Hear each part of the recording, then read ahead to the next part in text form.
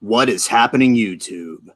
You are listening to Immortal Coil, your future minister of whiskey mysticism. Revolution is my name.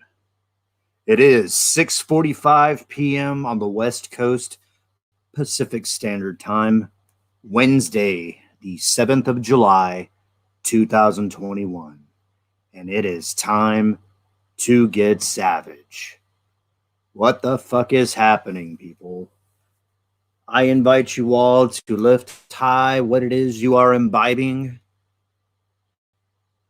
and join me in a salute.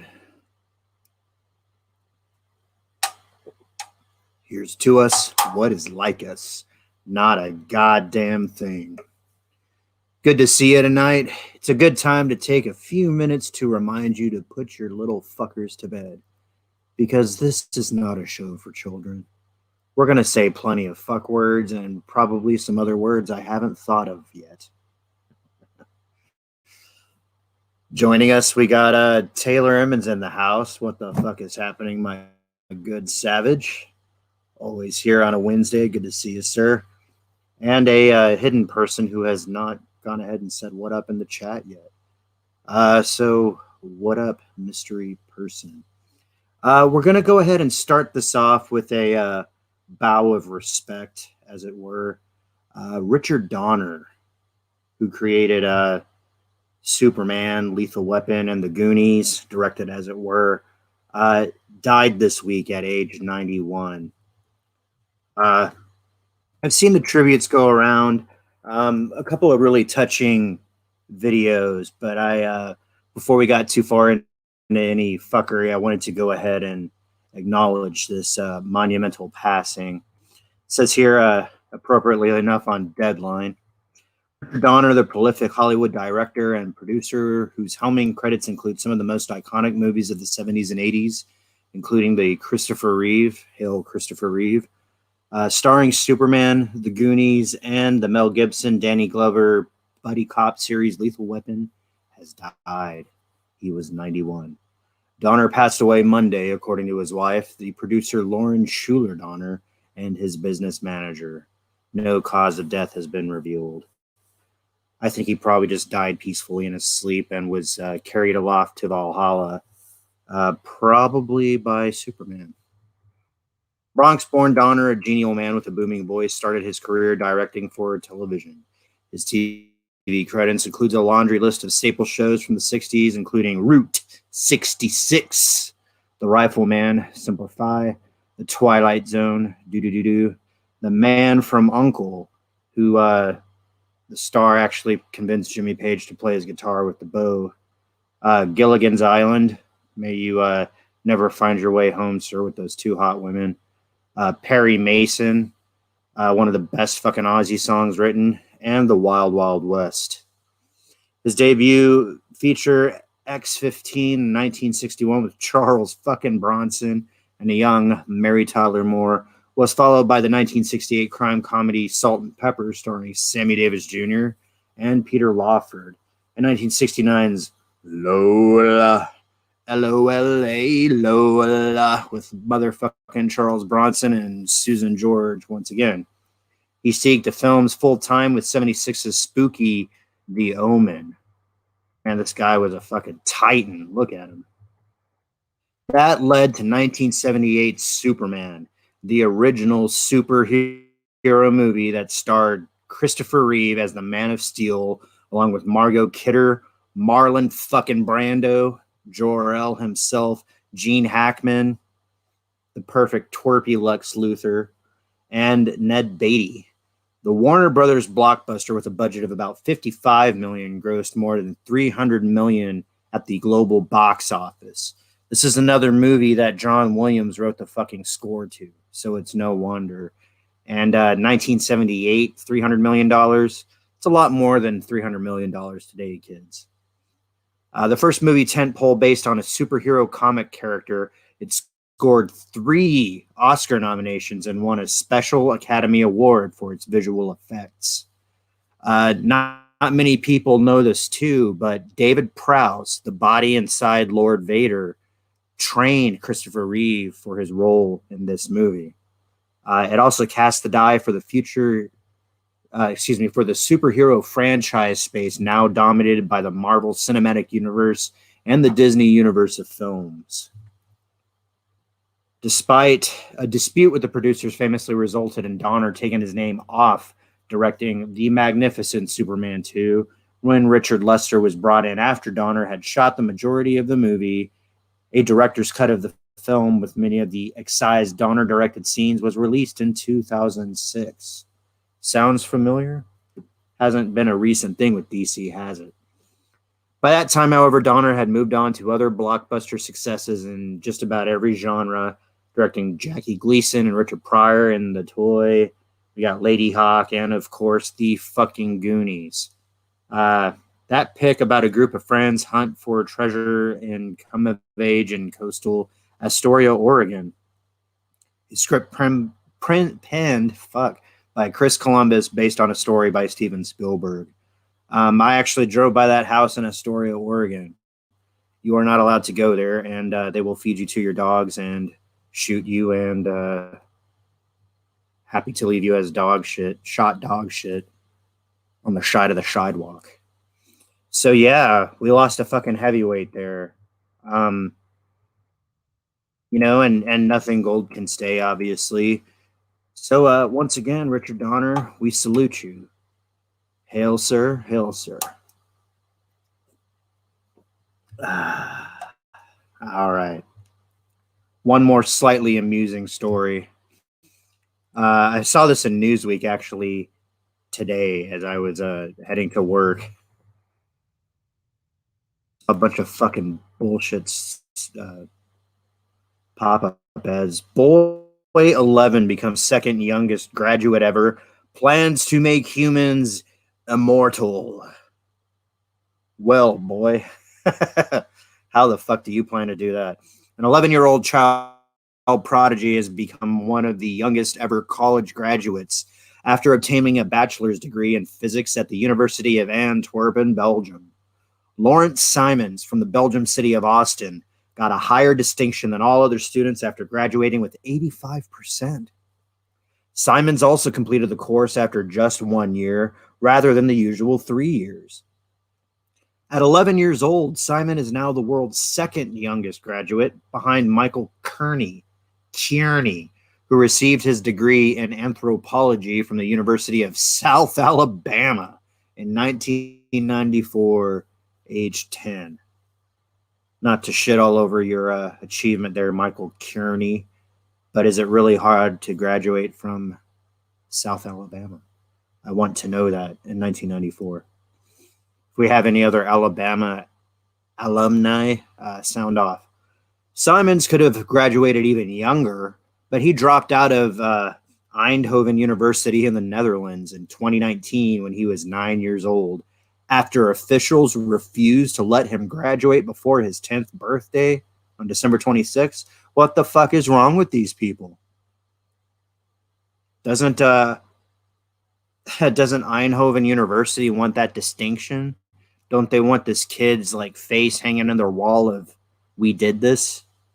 I don't even fucking know. Speaking to Dutch newspaper De Telegraaf, Simon said, "Orten glieten glauben globen." Ah. And that translates as, "I don't really care if I'm the youngest. It's all about getting knowledge for me." That's a very fucking Zephram Cochrane thing to say, isn't it? "This is the first puzzle piece in my goal of replacing body parts with mechanical parts."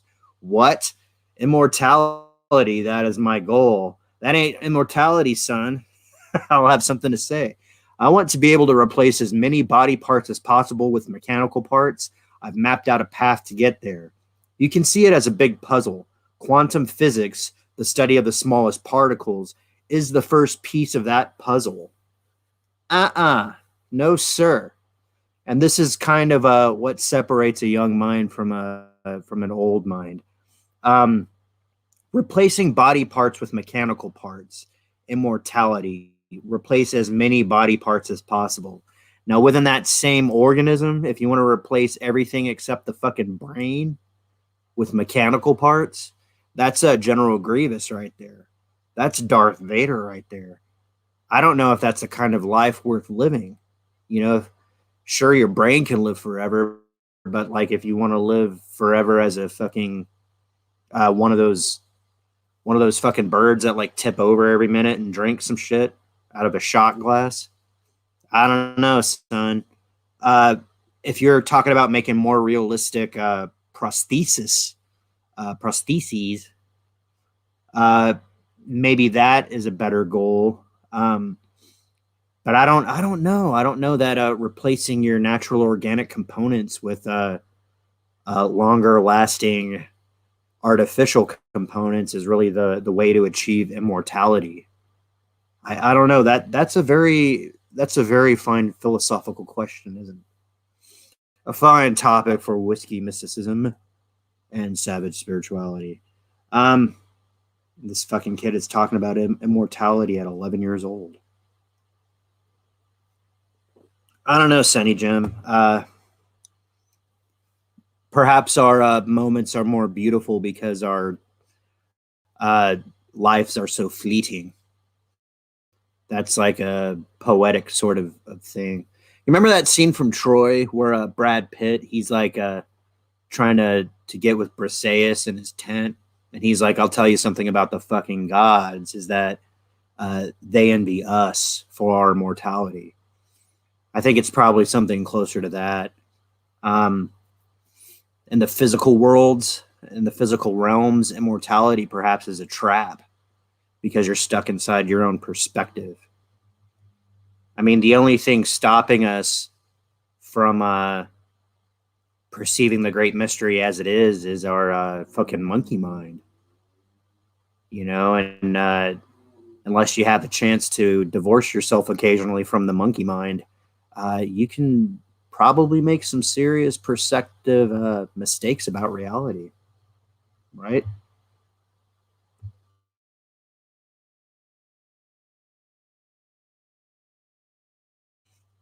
Thank God for the mute button. You didn't want to hear that.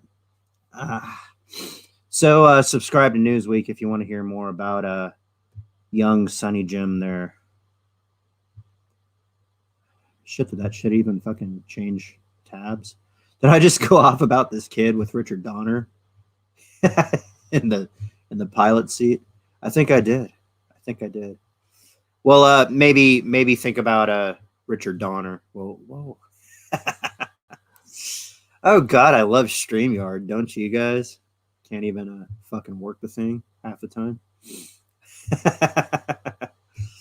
maybe I'll see if I can actually do this right. I hit Window, share screen, and yeah, that's the thing I was bitching about right there. For the last little while, and I ain't even drunk this time. All right, Immortal. Is there a fucking picture of this kid? I'd love to see it. Probably not. Oh, there he is. Look at him. Okay. He's a little beatnik. He's reading books about Euclidean geometry, probably. He's got his laptop facing the screen. He's probably a little bit too young to care about porn, so that's not going to be an issue. And I have all these motherfuckers on my screen trying to get a bank loan, apparently. Yeah. All these ads I have to kill. That's the Winter Soldier's sister trying to get a fucking bank loan there. Belgian student Lawrence Simmons, age 9 years old, poses during a photo session at his home on November 21st, 2019 in Amsterdam. So he's not even 9 years old anymore. The boy has now obtained a bachelor's degree in physics at the University of Antwerp at the age of 11. All right. This kid is book smartier than you, but I'm pretty sure you can still whip his ass and take his lunch if you want to. Uh-oh. Pissed off Tommy right here. He goes, "What the hell are you talking about, Immortal Coil? The Guinea Pig Collective uses cybernetics."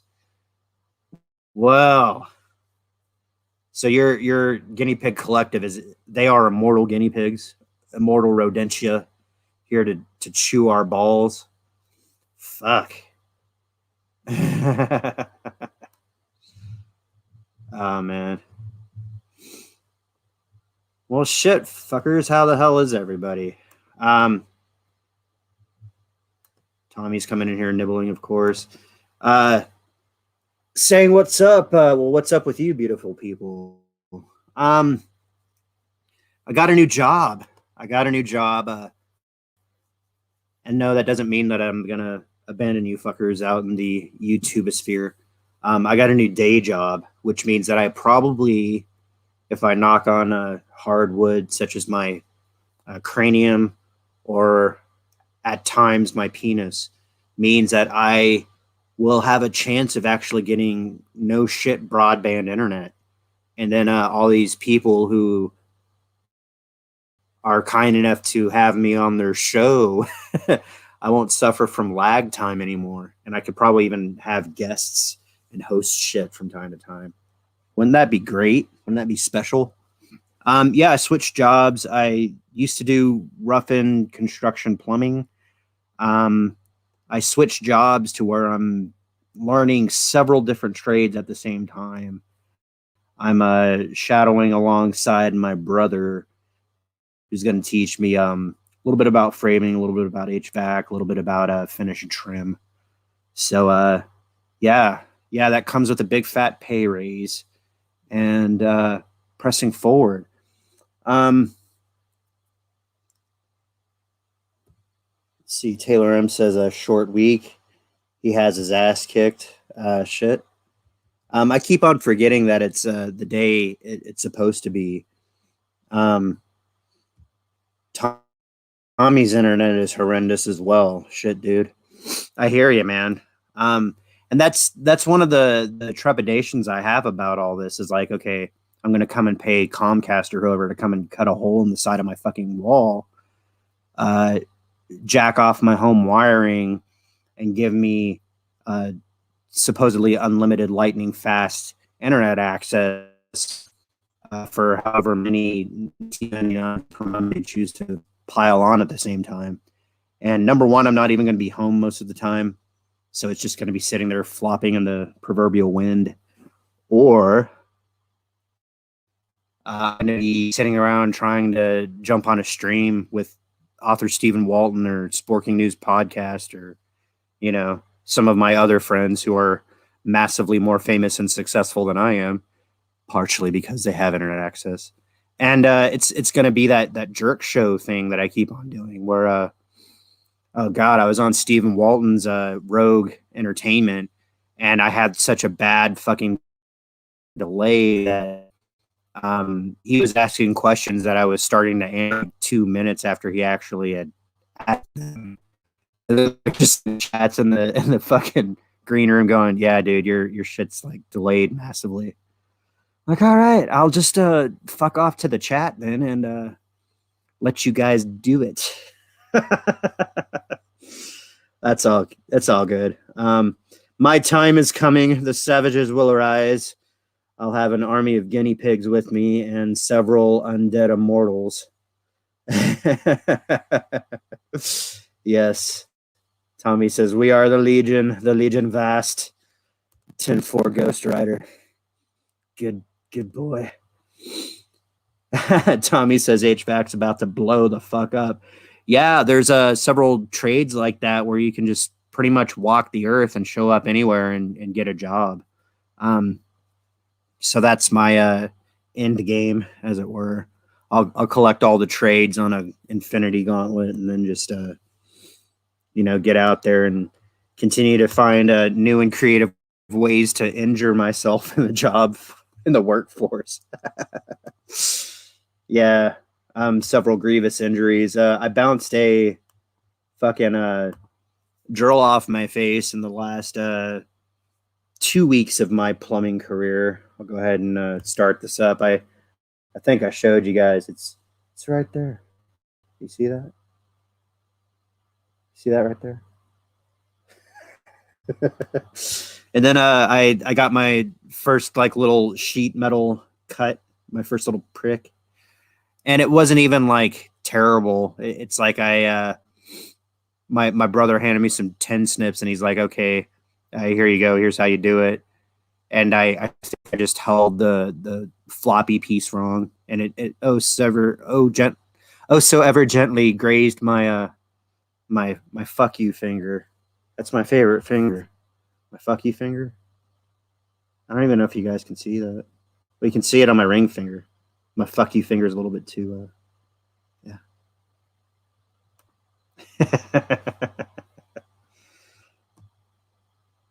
New guidelines are going to create a lot of work in the HVAC. That has me intrigued. That has me intrigued.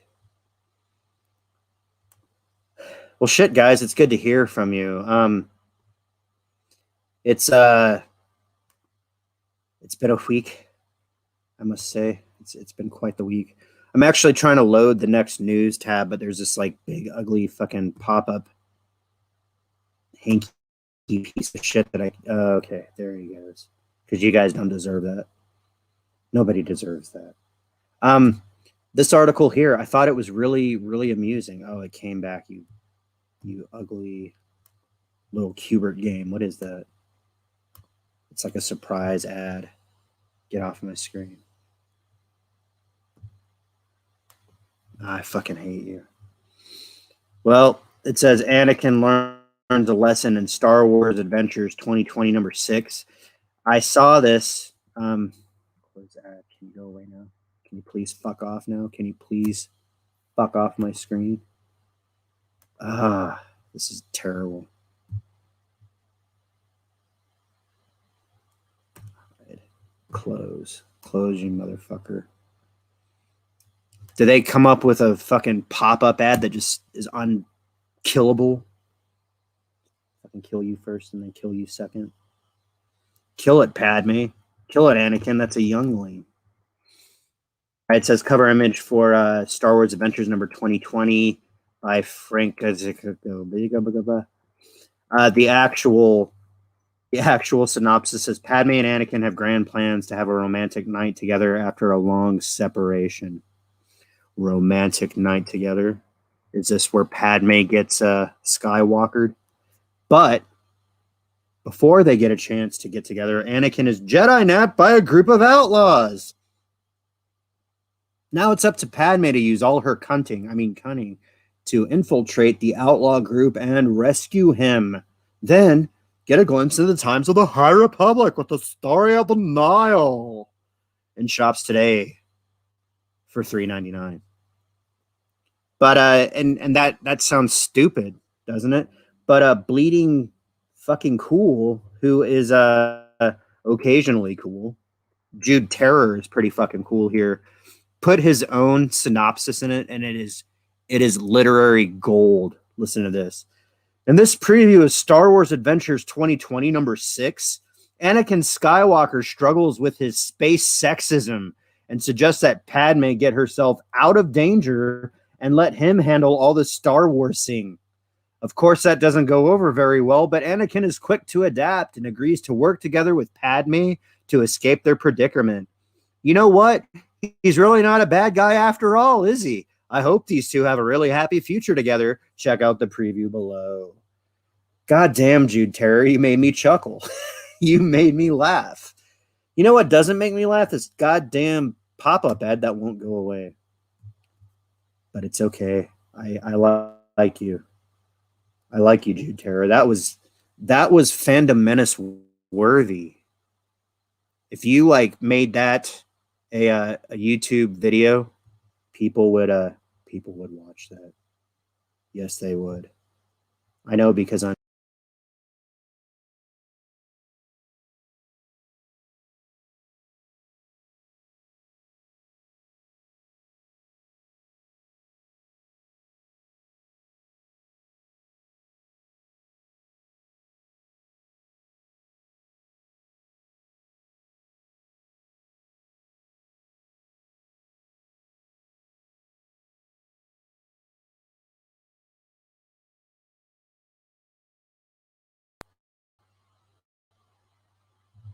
all right. Technical difficulties. The computer monkey that I usually hire to do this shit for me was off taking a drink. He's off taking a drink. I think I'm going to have myself a drink.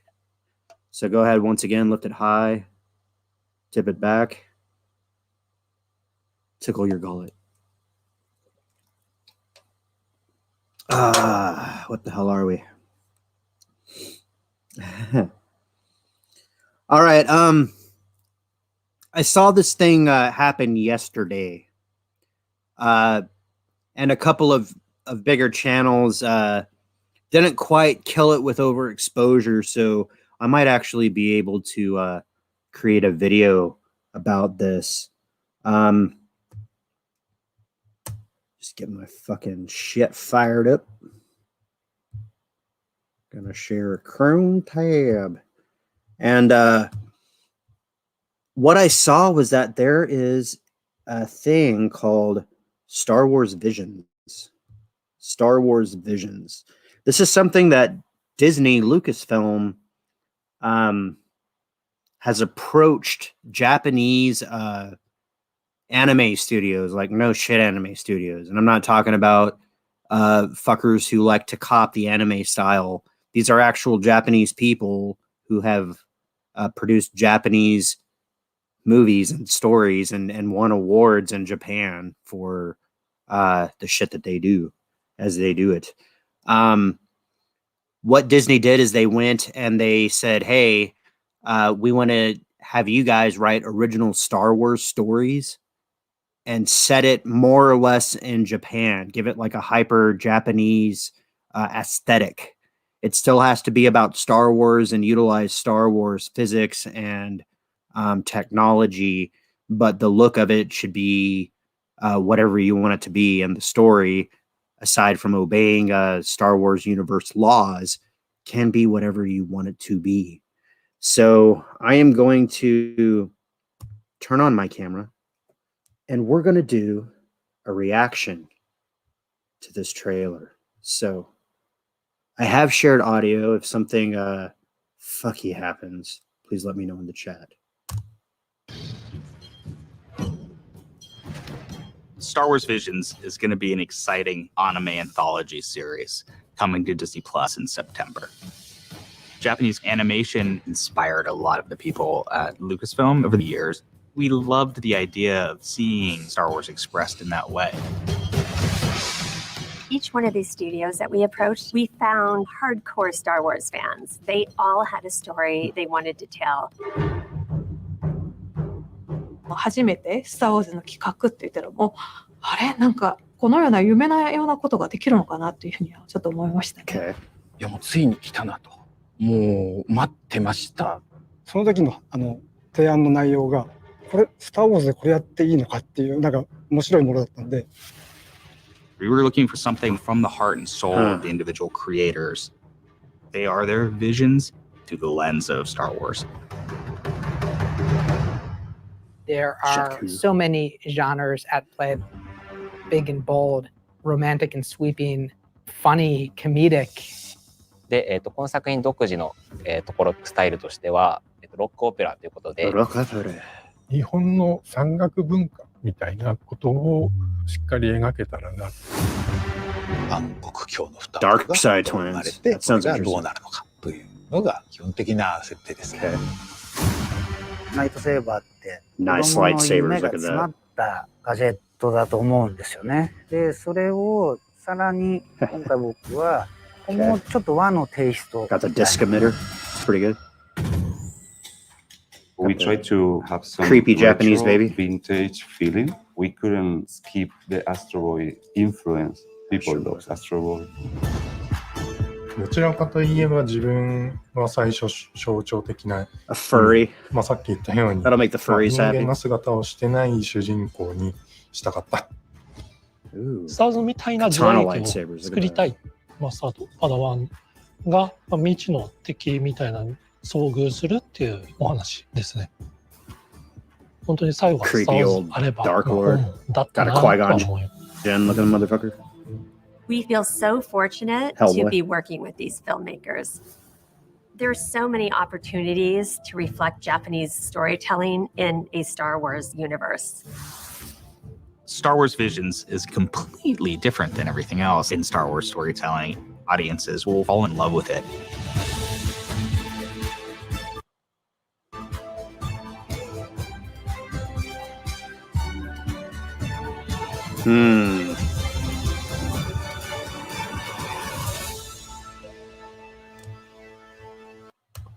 Star Wars Visions. I'm actually kind of excited for that. That looked pretty sweet.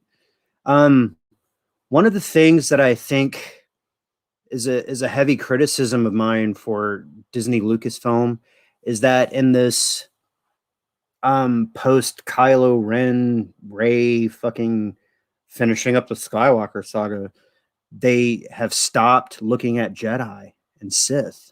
They want to tell other stories about like the fucking Martez sisters and their shaved heads and you know what goes down in the supply depots on Ord Mantell and just shit like that. Where for me, the appeal of Star Wars has always been that sort of a psychic telekinetic knight, and it's the knight's code. It's chivalry in outer space, or it's complete eschewment of all those ideals. It's service to self or service to others. And several aesthetics of Star Wars definitely came from Japanese ideas. There was a scene back there where there was a master, like a Padawan and a master, and very much a traditional Japanese treatment to that. I also saw there was a couple of opportunities for playing with droids in there. The Japanese always had really good ideas about how to utilize robots and what their place was in society. You of course had the chuckling asshats at Disney Lucasfilm going like, yeah, we've been meaning to do this for a little while. But then you actually had the Japanese studios, and you can see their passion as they're communicating. I think one of those guys actually had a Sith Empire kind of gear on his hat. So Star Wars Visions, I'm looking forward to that. And, you know, let me know what you think in the comments below. All right. I might make that video. I don't know. Taylor M thinks it looks good. Yes, sir. And it's one of those things, like I'm not sure how often I get excited or, you know, curious about new Star Wars projects. I actually have a little bit more faith now, since Kathleen Kennedy's been grounded from Star Wars. If the rumors are true and, you know, Lord Doomcock isn't completely full of crap, then maybe Jon Favreau and Dave Filoni actually do have the keys to the kingdom. And we have to get through the last little, like, squirts of shit, as it were, under the old guard. But maybe we're going to start getting actual Star Wars. That'd be pretty fucking cool. Pretty cool. All right. I'm actually going to test this next time to make sure that just to make sure that I'm showing the right thing and not just you know, not just Richard Donner. All right, this one's coming up. I might have learned something about this StreamYard thing after all. Michael Keaton, Batman, an idiot in the Flash woke movie. Later Cosmic Book News. Later Nike. By Matt McGlowan, who is an ally of the Fandom Menace. I wondered about that for a little while when Matt McGlowan and EVS were initially courting each other, but he has proven himself a Fandom Menace ally. So what the fuck is this about? Flash looks to be another woke agenda movie put out by Hollywood, judging from actor Andy Muschietti's recent comments that leaked online, which appears to makes Supergirl out as better while the Flash and Batman are put down. Sound familiar? Matt McGowan wants to know. In the promo featurette footage that leaked online, director Andy Muschietti seems to refer to the Flash and Batman in the flick as, quote, idiots, while he refers to Supergirl as a half-powered alien. Quote, Justice League, that is not the powerful Justice League that we all know. Half solar-powered alien and two idiots. I embrace the fact that these underdogs are going to save the world. End quote. McGlowan says, now I will give it to Muschietti that the Ezra Miller The Flash could be looked at as an idiot. Never was a fan of the Snyder version. You know what, Matt McGlowan? Me neither. The fucking Flash and as he's been portrayed is like a real like dork. He's kind of like Ross Geller from Friends who can run really fast. You know, he has time to stop and save this girl from a car accident. He grabs a wiener out of midair to go feed the dogs, presumably. And, you know, yeah. And then he's like, do I have the job? But the Michael Keaton Batman is an idiot too. And he's probably about to say the same thing I'm thinking. So I'll let him say it first. This is what fans have looked forward to after 30 years for the return of the Michael Keaton Batman as an idiot. Wait, where have we seen this before?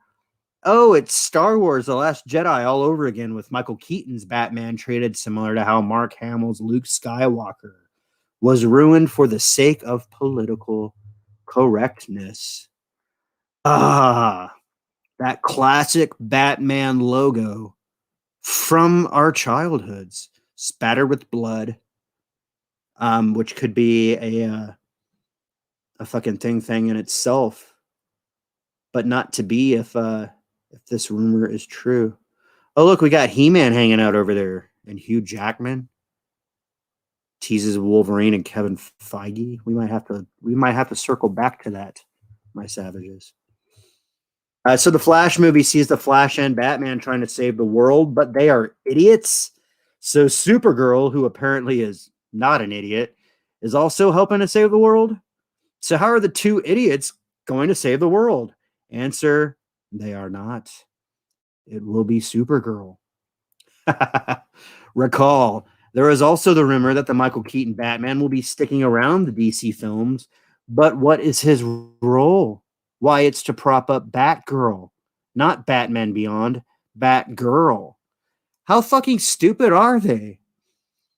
People have been theorizing and calling for Michael Keaton to be old Bruce Wayne for Terry McGillis since the first time that there was a rumor of them potentially crossing over in a Flash movie.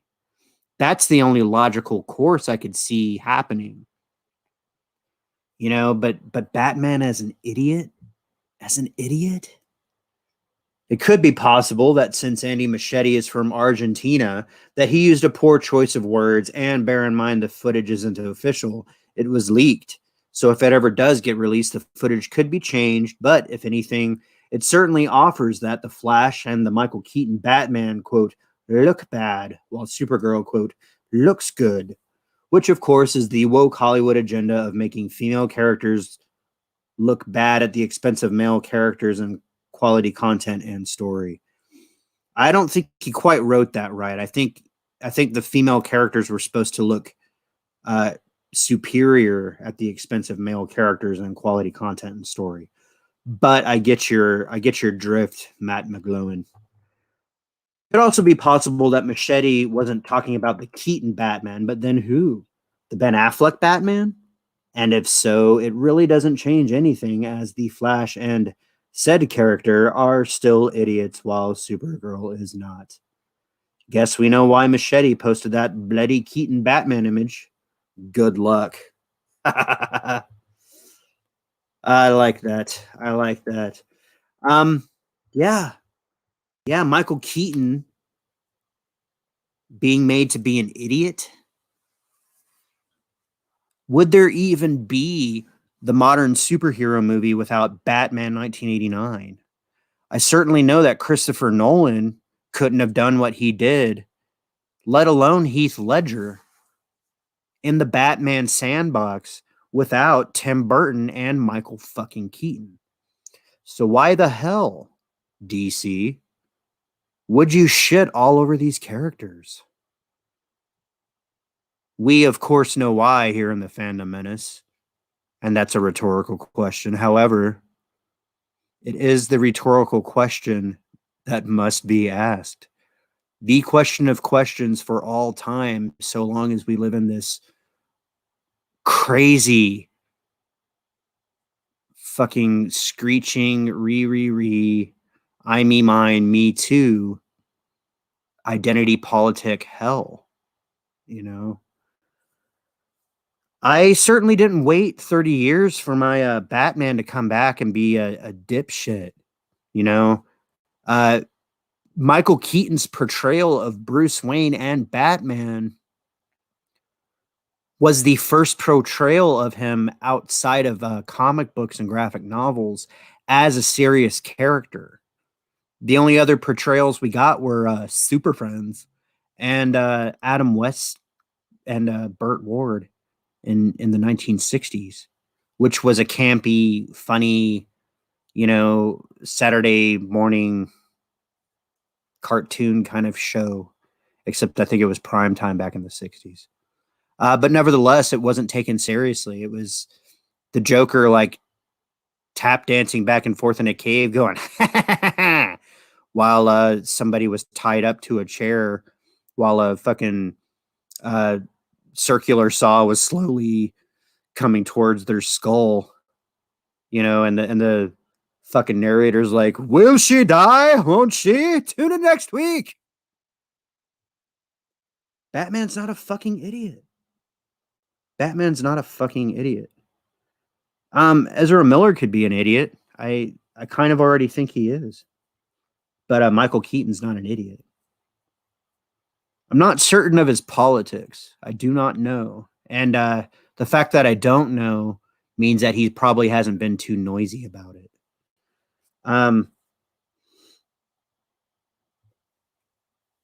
Taylor M theorizes maybe they kill Michael Keaton off. I don't know. They'd be pretty stupid to, Taylor. There is real gold in them Dar Hills if they use Michael Keaton as old Bruce Wayne, either for Tyree McGillis or Batgirl. Yeah. Ben Affleck gets erased. I think that might actually be a more probable thing. If there's going to be several Batmen colliding, Ben Affleck might get erased. But I'm not sure. They're reshuffling around Warner Brothers and AT&T and all that shit. So who knows? And they could just call it an alternate timeline, which of course this is what it is. So maybe Zack Snyder can play around in his timeline, and whoever the fuck this is can play around in theirs. I don't know. Oh shit, are you still on this, Tommy? Japanese toy manufacturers created the first cybernetic toys in way of the Henshin Cyborg, as well as the first true droid toys. Oh, okay. I thought you were still bent about cyborgs and cybernetics. We should see if the Japanese have created guinea pig cybernetics yet, which I do believe is crucial in your quest to take over the world, or at least provide some sort of underling minion type army to our eventual overlords. Who knows? Maybe Harvey Cthulhu will get out. Maybe somebody will push a button, let him go. Let him live. Let him live, because do we really want to live in a universe where Batman is a fucking idiot? I don't think I could. I remember being like 8 or 9 years old. I must have been 8, because Batman 89, yeah. The movie came out in the theaters. It was like the big to-do. It was the big fucking blockbuster. I was a kid too, so like Ninja Turtles was a big deal as well. But I remember going to the theater. I remember walking up the stairs to the theater and coming out and going, holy shit. And then me and my brother came home and promptly started drawing Batman comics to our 8-year-old little heart's content. My brother was either 7 or 6, depending on what time of the year it came out. I wouldn't know. But yeah, it was a tremendous moment in pop culture. I think even Bob Kamen himself went to the premiere. He stuck around long enough to see that. And it was a serious treatment of Batman, very heavily influenced by Frank Miller and The Dark Knight Returns. Good, solid stuff. And now they want to turn him into an idiot. I think whoever wrote that script might possibly be an idiot. They don't know what they do. I don't think they do. No, they don't. No, they don't. My savage friends. And there are times where I think we're the only ones. We're the only ones who actually know what the fuck it is that's happening in pop culture. And it actually warms my savage heart to see that at times we have celebrities who are not fandom menace, but at least fandom menace allied when it comes to certain issues. Now, Dean Cain, I don't expect him to say, hey, rock on, fandom menace, Immortal Coil, you're doing a good job. Geeks and Gamers and fucking Comic Artist Pro Secrets. Dean Cain was a Superman in the 1990s television series Lois and Clark, The Adventures of Lois and Clark. And the reason why you don't hear from him much anymore is because he is not a far-left wacko espousing vaccines for children and, segregation for the races and lack of patriotism in America. Dean Cain is actually slamming Marvel for new woke Captain America comic. You know the one I'm talking about. Bashing USA is now the cool thing to do. The United States of Captain America has faced criticism for portrayal of American Dream by Amy Nelson of Fox News. Fox News is a conservative rag, ain't it? So perhaps we might get something. The question is, did I share the audio on this? I'm going to share the audio on it real fast and just to make sure. It'll still be there. It's not far away. It hasn't gone that far yet. I'm going to share the audio because we need to hear what comes out of the super horse's mouth, as it were. Go ahead, Dean Cain. Wait, before we go ahead, Dean Cain, I want you guys to look at the fucking background here. You see this gentleman in the cap on his wall? That is fucking specialist Chris Kyle, American sniper, who died on the range trying to help a Marine regain his sanity. Chris Kyle is a stand-up person, not a perfect person, but he was a good buddy of Marcus Luttrell, the lone survivor. Both of those were Navy SEALs. Look up Navy SEAL training because you can't do it either. And these motherfuckers were out there in Iraq and Afghanistan fucking doing impossible shit. So that's hanging on Dean Cain's wall. Right on, motherfucker. Your stock just went up in my books 100-fold. So let's hear what he has to say. Dean Cain, Superman.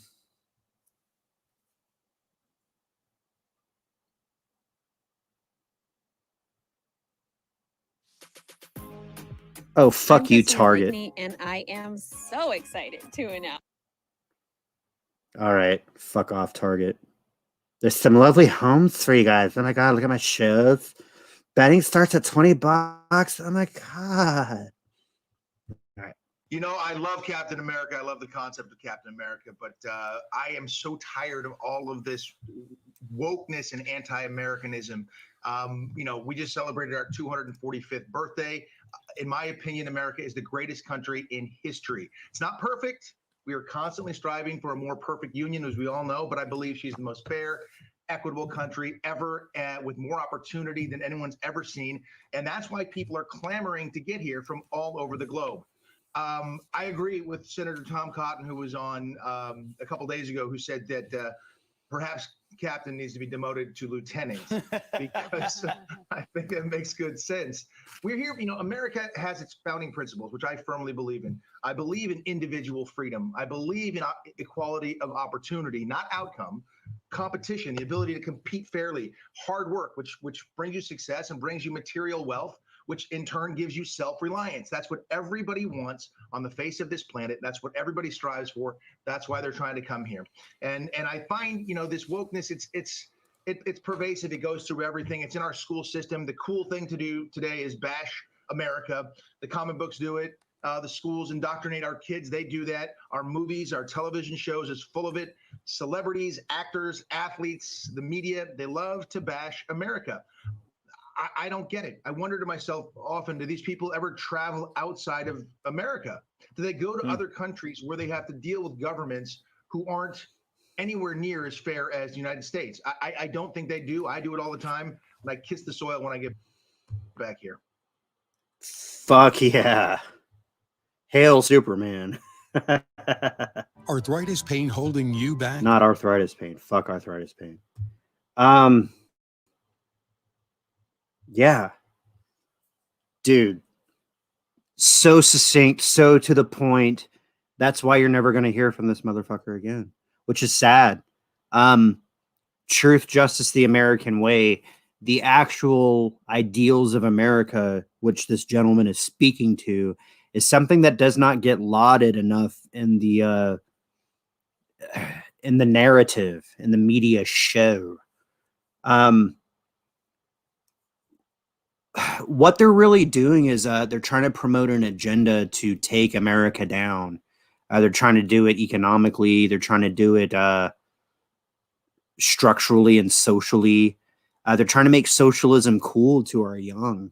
And they're trying to say like, well, the America's so racist and so corrupt and so fucking owned by old white people that it needs to be taken down. And I fucking know. I agree with it. These college kids, these young people who just chirp what their fucking Common Core bullshit is espousing to them. They've never been outside of the United States. They've never been to these countries whose socialism has uplifted and benefited the people. Bullshit. I was just talking with my brother today, and he said this brief COVID blip where for a few months the government absolutely controlled everywhere you went and everything you did and said, where you were allowed to shop, who you were allowed to come and hang out with. That's what socialism is like. It's nefarious. It is nefarious.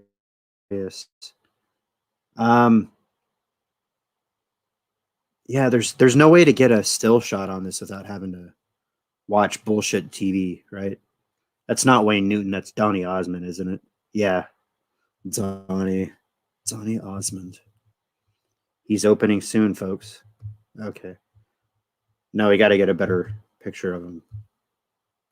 Because that's Superman. He's a better looking guy than that. There we go. That's a pretty good image. There we go. Dean Cain knows what's up. He certainly does. So much so that what'd you say, Taylor? They canceled him. The CW did. Yeah. Yeah, it's fucking crazy. It is fucking crazy that and this happened to Chris Evans this week too, where just because he wore like an American flag and a patriotic t-shirt on the 4th of fucking July, Independence Day, that they were saying that he needed to be canceled. Fuck you. If you don't like America that much, get the fuck out of here. We didn't go and fight and bleed on foreign sands trying to keep all that shit out of our country for you fucks to come and say that America is not the bestest, coolest place to live. Go fucking live in China. Go see how you like it there. Go live in the Middle East, right? All you LGBTQ fucking hypocrites. Go live in the Middle East where they truly despise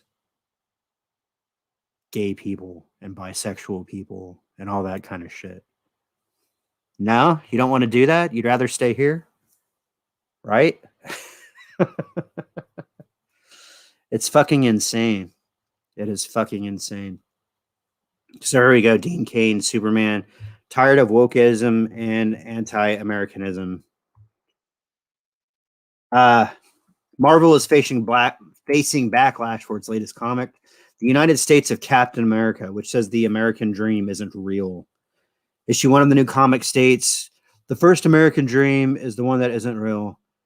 It's one some people expect to be just handed to them, when the truth is it never really existed in the first place. Other cultures, immigrants.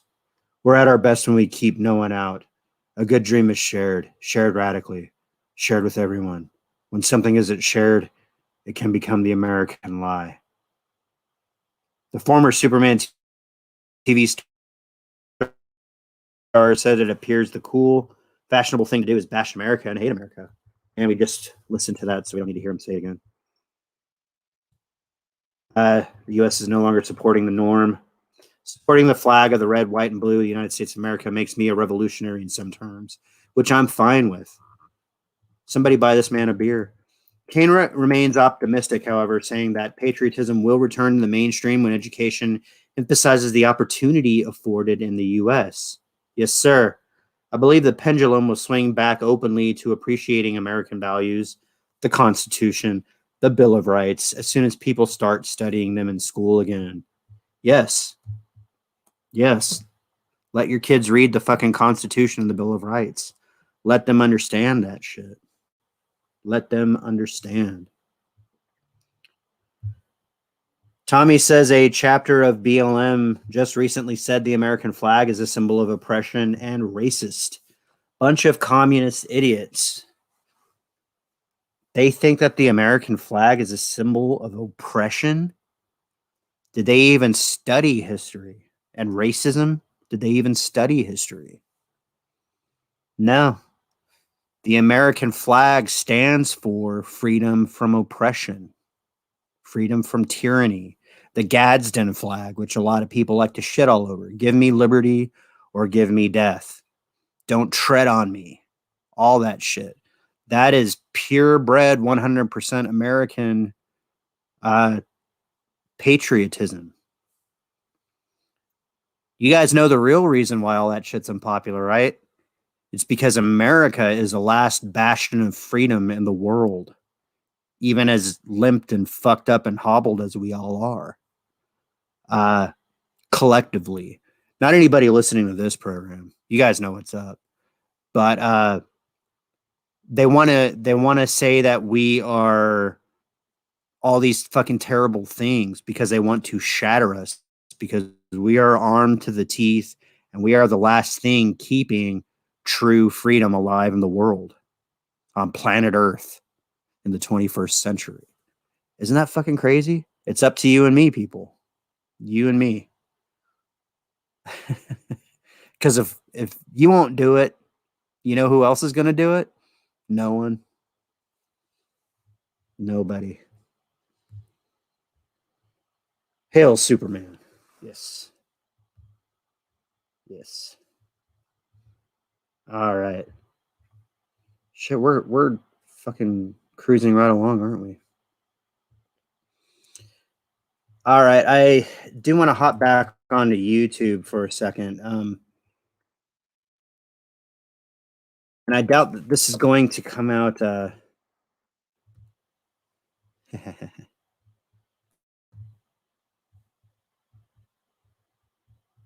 right, Ronald Reagan. I love you, but I can't do that right now.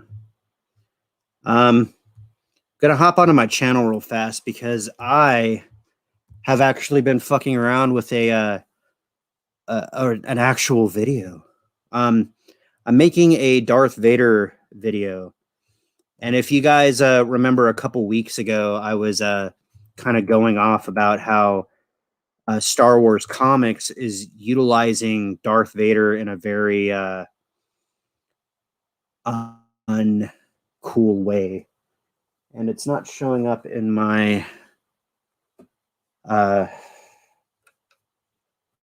it's not showing up on my tab here, so I am actually going to have to look up the URL and plug this thing in because it's an unlisted video. I had a piece of it that I made. A little piece of it. Where the fuck did you go? Where the fuck did you go, guy? I know you're out there. I know you want a piece of me.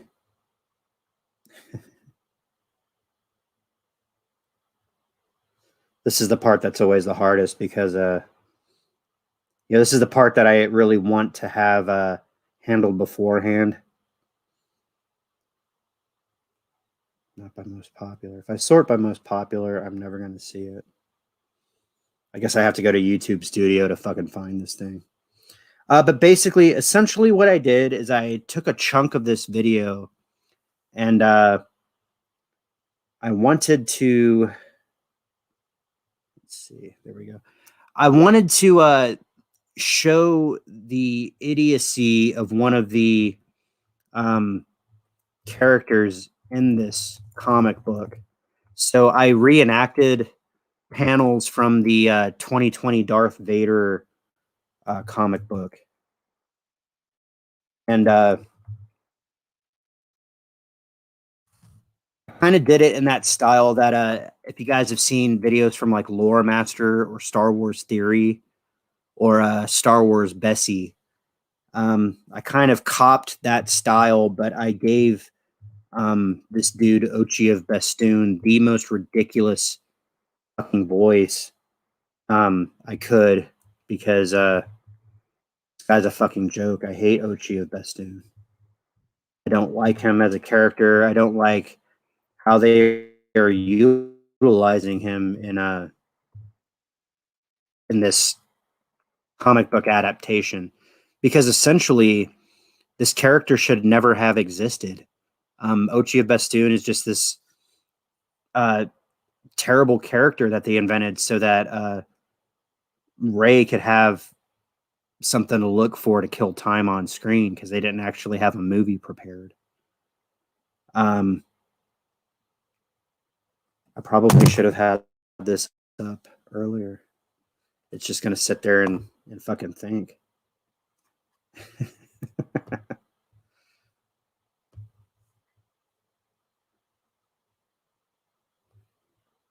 The site can't be reached. Are you shitting me? Of course it can't be reached because I'm live on YouTube right now.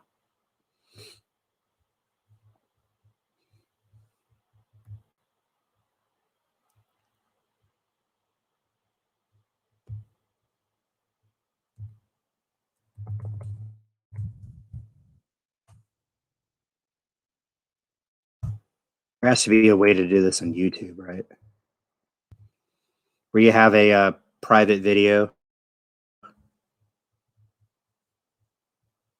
Let's go to my channel. Maybe manage videos. The suspense is killing everybody, isn't it? Okay. Let's do Studio.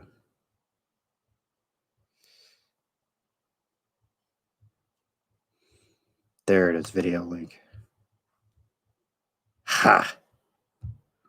Ha! You will not defeat me. You cannot stop me. Darth Vader shall become more powerful than either of us. I think I figured it out. I think I might have actually figured out StreamYard for once. All right. I'm going to share the Chrome tab. We're going to share audio this time. We're going to put this thing. So this is a video. This is actually a snippet of a video that I'm creating for my next video, which is actually going to be posted in the next, if not tomorrow, the next day. The video itself is, in its totality, is going to be somewhere in there.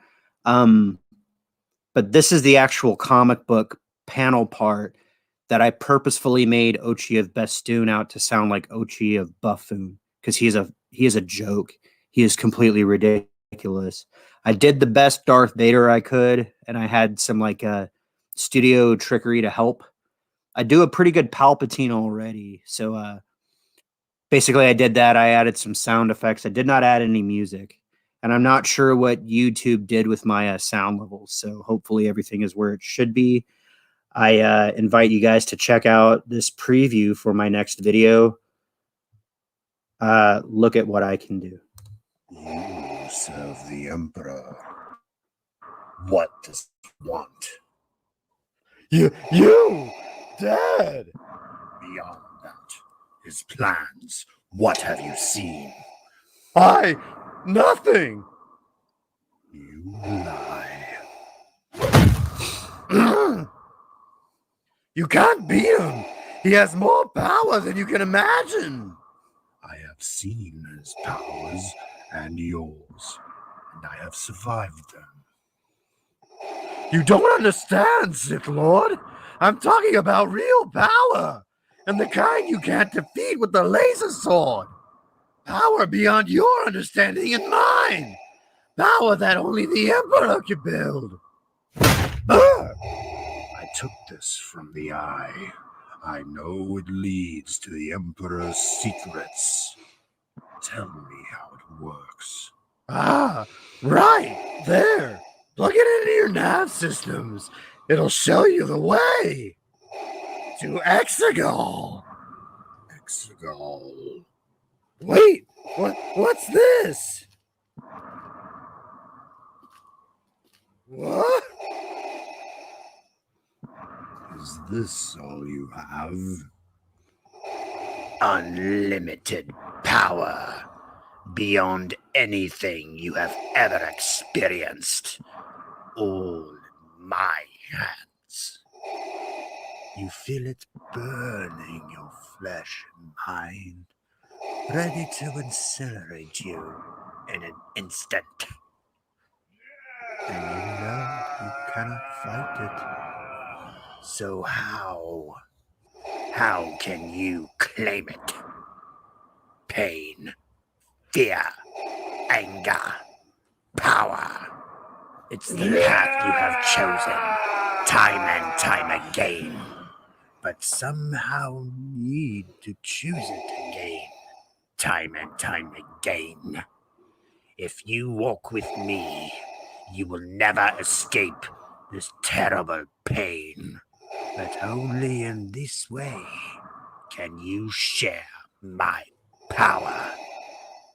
Search your feelings, Lord Vader. Have you chosen? Yes, my master. What is your will, my master? What is your will, my apprentice? You have seen the secrets of the dark side. You know the way of the Sith. Decide for yourself. Ochi of Bestoon. Me?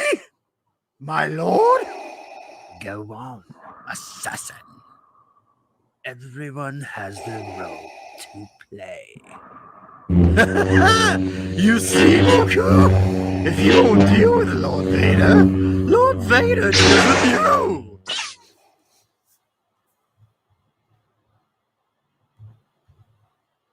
All right. Now, here's what I love and hate about this thing is that I really love the idea of going and like putting voices and sound effects on comic books. Most of the Star Wars comics that I've read that have already that are dear to my heart have already been acted out, voice acted out and all that shit. But it pains me to see them using Darth Vader like this to prop up bullshit storylines. You know, and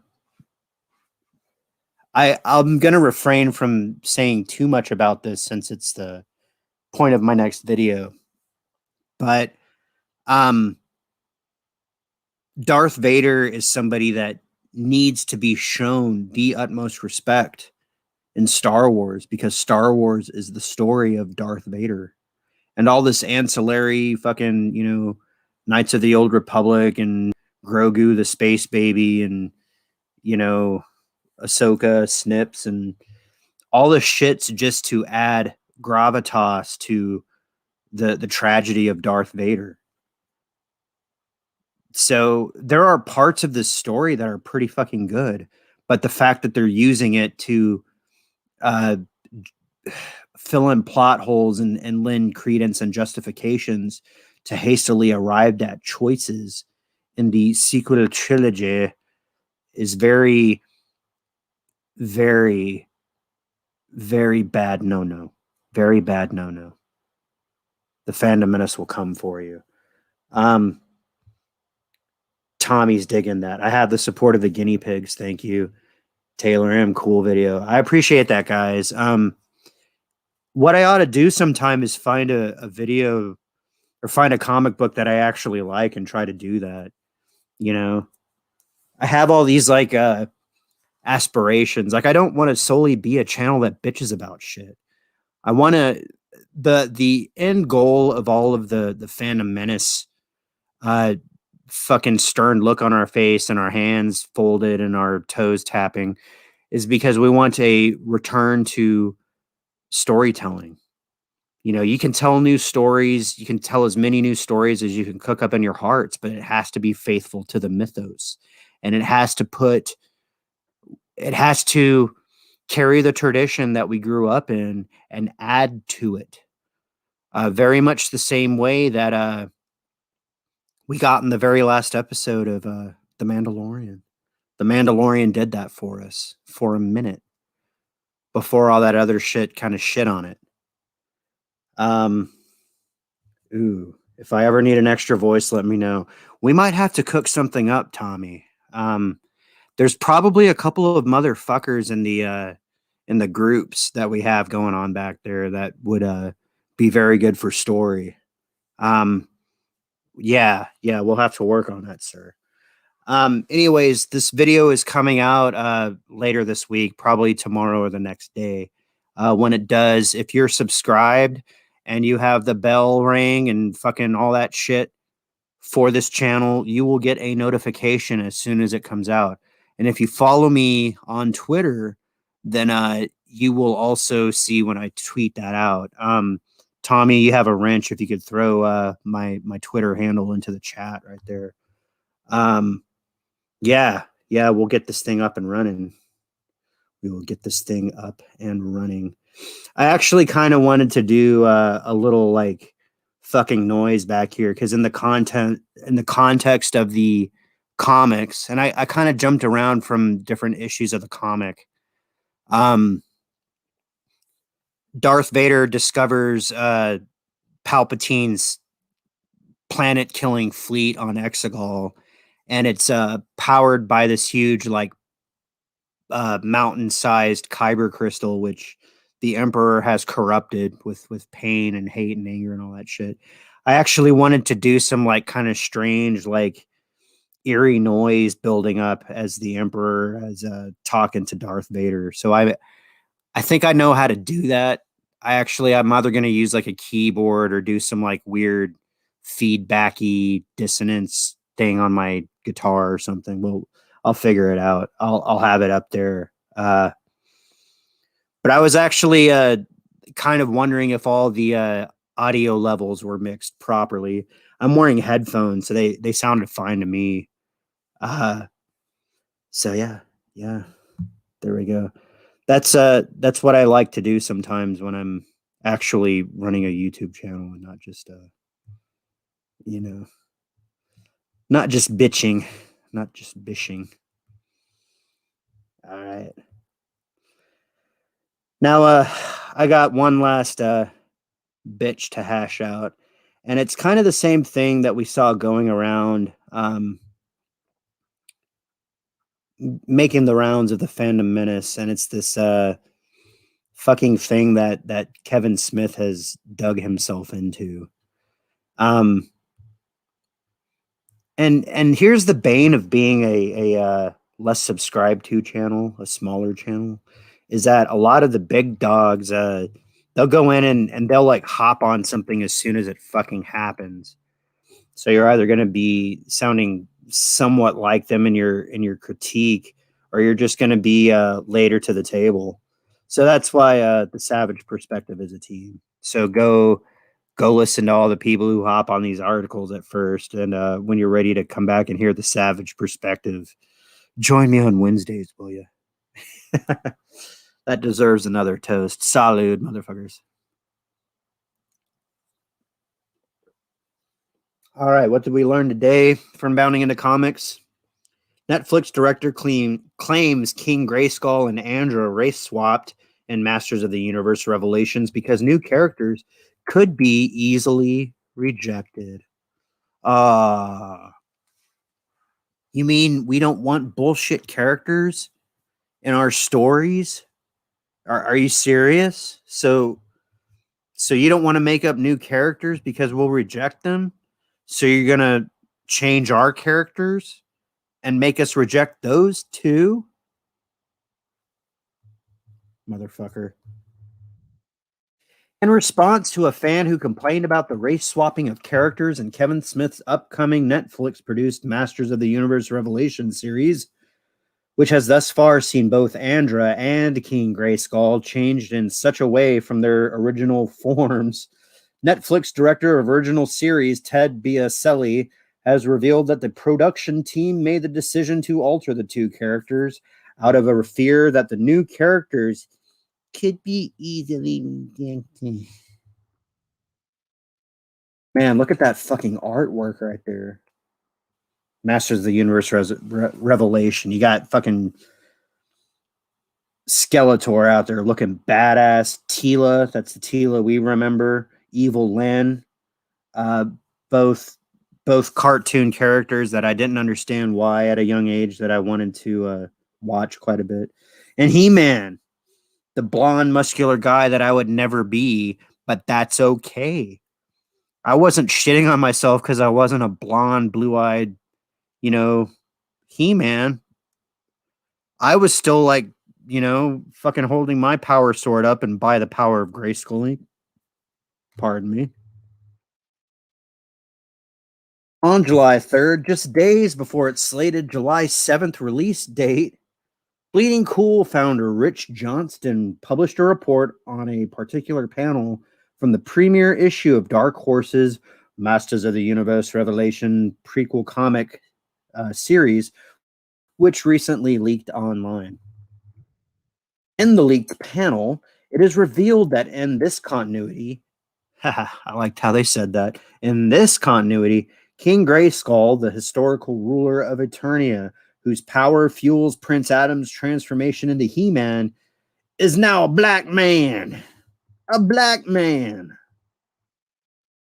A power! Look at this powerful black man. Power! Unlimited power! I think he's a Sith Lord. I think this guy's a Sith Lord. Do you see the fucking medallion he's wearing? I think he's a Sith Lord. This version of King Grayskull can also be seen in the series Masters of the Universe Revelation Part 1 trailer, standing behind an untransformed Prince Adam as a member of the Guardians of He, alongside fellow Guardians Hero and Vico. Okay. So Black Adam. Shortly after this news broke, it was shared to the shared wall of a private Facebook He-Man and She-Ra fan group, Shadow Weaver's Realm, whereupon it was met with disappointment by a black member of the group who stated, I prefer making new, unique black characters than race swapping originally white characters. Instead of wearing your own shirt, you're getting a hand-me-down shirt from someone else, added the fan, as seen in screenshots provided to Bounding into Comics by YouTuber Ninja Knight. Hail Ninja Knight. Go check out that channel. Like and subscribe and tell Ninja Knight that Immortal Coil sent you there. Here we go. Tim Bland. and his actual quote. Now, here's the thing. Tim Bland got 9 thumbs up. There's 61 fucking replies. I'm not a member of that group, so I can't show you any replies in particular. Oh, and they got fucking Colonel Sanders eating fried chicken down there. Did you see that, fuckers? Burger King and KFC to beat Star Wars. So they got this Bounding into Comics article about a black He-Man, and there's fucking Colonel Sanders eating fried fucking chicken in the story. Thank you, Bounding into Comics. This is why I don't come to your website. That and all these fucking ads that I have to kill. Yes, stop seeing this ad. Why? Not interested. You'll try not to show that again. But you will. But you will. His fans' complaint was soon met with a response from Biaselli himself, thundering down off the mountain to coddle the upset black fan. Oh, we can't lose you. We can't have you be a voice of derision. No, that goes against the narrative. We can't have you unhappy as a black man because this show is for you. It's for you, black man. Black He-Man, that's you, black man. Why you no like Black He-Man, black man? We no know. We no know, black man. Why you no like Black He-Man? We no know. Right? And as upsetting as this would be if it was like a black lesbian who looked like what's her nuts from the High Republic, Biaselli probably would have showed up at her house, you know, with like a free Netflix pass for a year or like some stock or something. It's like, no, we can't lose you. Let me explain. Give me a chance to explain. Why don't you give us 5 minutes alone? The fans' complaint was soon met with a response from Biaselli, who went on to detail the production team's reasoning behind the decision to race swap not only King Grayskull, but as previously revealed, the as of this series no longer comic book exclusive character of Lieutenant Andra. I hear ya, Biaselli said. I wish I knew what his voice sounded like. What kind of voice should we give him? I hear you. Like he's a network executive, right? So he probably sounds like a Lumberg from the Office Space. He's like, I hear you. And that will indeed be part of our story too. But a big hurdle when you're introducing a new character to a line of so many well-established characters is that they are bound to be outsiders and harder to accept as canon, at least for a while. Nobody gives a shit about Sir Laserlot. I don't know. I think I'm making him sound too cool. Like he has more John Wayne in his voice than I think he really should have. A network executive should not sound like John Wayne. He should sound more like I don't know, like a network executive. He should sound like a less baritone Tom Brokaw, maybe. Oh, here he is. Here's this whole fucking thing. We asked ourselves early on about the need for 2 giant white blonde dudes in the pantheon of myth. And honestly, it makes both characters less special in their iconography. I wish I could take credit for being the one with the idea to make Grayskull black.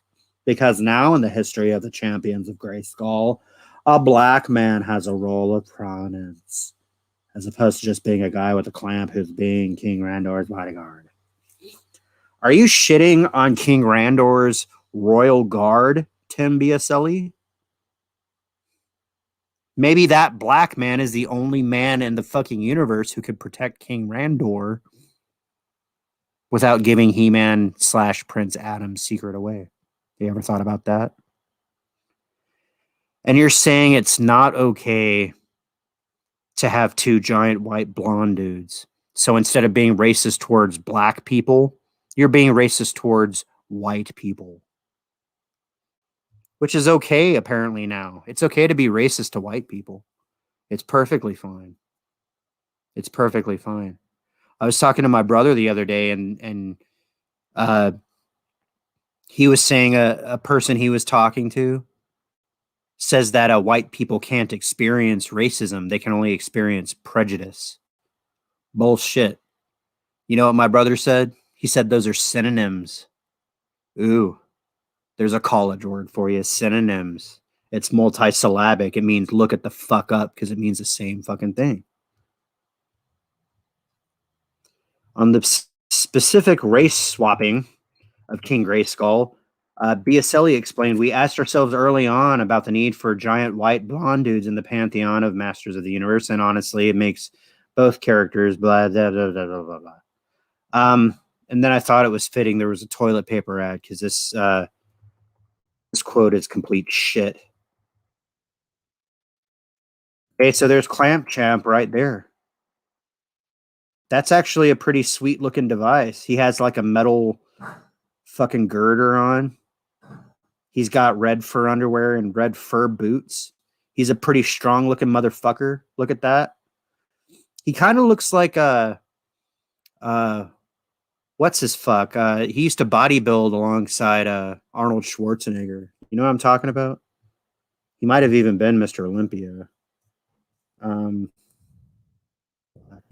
Mr. Olympia.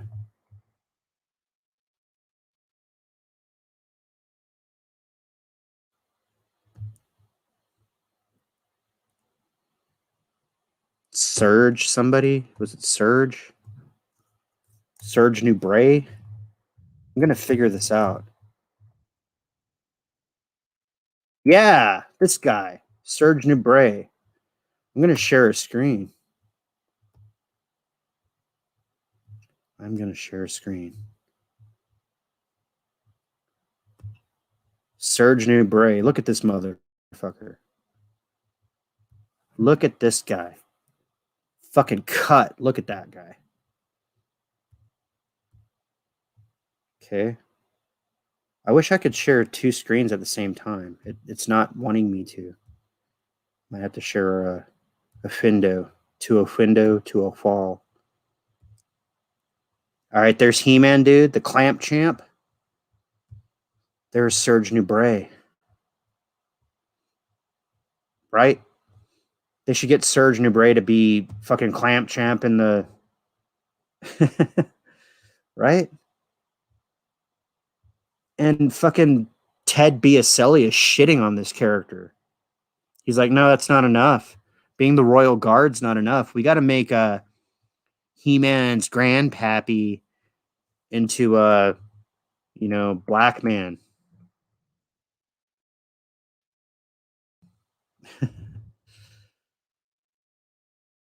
Tuning into the topic of Andra, Biaselli wrote, same thing with Andra. She was initially created as a new character. It was my idea. You can thank me. My idea to dig into the lore and raise up a character who had a small appearance but a strong following. People have been wanting to see Teela and Andra fight side by side for a while.